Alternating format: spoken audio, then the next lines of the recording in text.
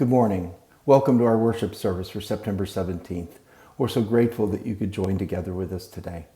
As we begin, just a couple of announcements for you. Please keep in mind that today, we're on the 17th, we are having a board meeting. We're going to be discussing the Charge Conference and other things like that. If you'd like to attend the Charge Conference, that will be October 7th. It's at the church in Michigan City, and I can get you more information and help you get signed up for that if you'd like to attend. We do need to have a couple people who will attend. We will be doing Trunk or Treat. And also on the 22nd of October, there will be a packing time for the Boxes for Operation Classroom. This one will be in Chesterton. And you're welcome to join for that. I think it's from 3 to 5, and I'll get you more details there if you'd like. And the other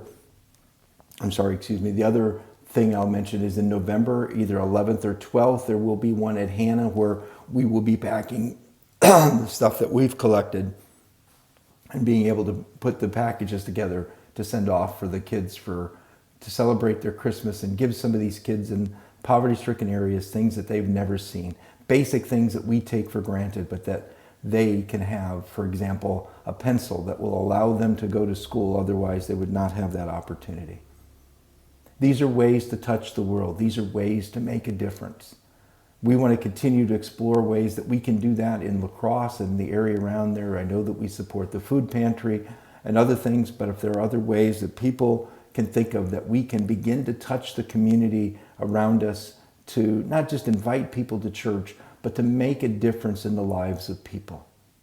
Because that's what we're called to do. And today, as we look at the next of the requests in the Lord's Prayer, your kingdom come, that's what we're praying about. We're praying about the world changing, about things being different. D.L. Moody has reportedly said, every great movement of God can be traced to a kneeling figure. The question then that this person asked, it's from a devotional called Lectio 365.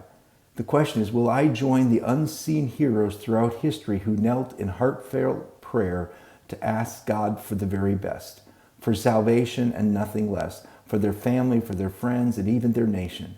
What lives could God change through my prayer, through your prayer?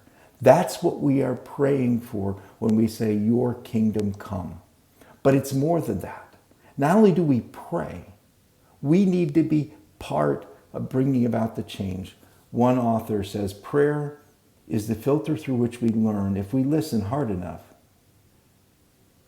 to see our world aright and anew, without which we live life with souls that are deaf and dumb and blind.